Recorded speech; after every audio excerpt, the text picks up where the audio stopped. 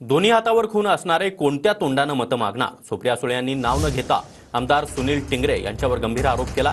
Police ठाण्यामध्ये खून कुणी केला असा सवाल देखील सुप्रिया सुळे यांनी विचारला।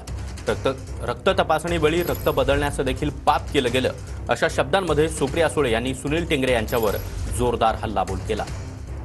वडगाव शेरीवाल्यांनी तर काय बोलूच नाही, त्यांनी कुठल्या तोंडाने मतं मागणार आहेत? दोन्ही हातावर खून आहे त्यांच्या, खून आरोप आहे माझा त्यांच्यावर।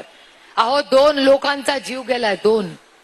त्यांच्या आईचा दुःखाचा कधी विचार केलाय की त्याच्या आईला काय वाटत असेल, त्याच्या वडिलांना काय वाटत असेल, त्यांच्या कुटुंबाला काय वाटत असेल? आणि तुम्ही कुणाची बाजू घेताय? त्यांच्याकडे पोर्श आहे म्हणून, मोठी गाडी आहे म्हणून, पैसे आहेत म्हणून तुम्ही त्यांच्या घरी जाणार? नाही चलेगा।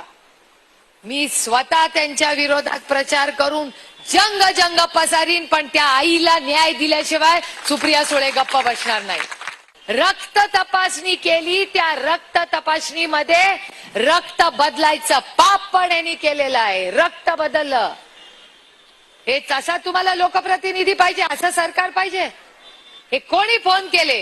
या गोष्टी जेव्हा झाला, महाराष्ट्र प्रश्न विचारतोय, महाराष्ट्र सत्य मागतोय, महाराष्ट्र हक्क मागतोय।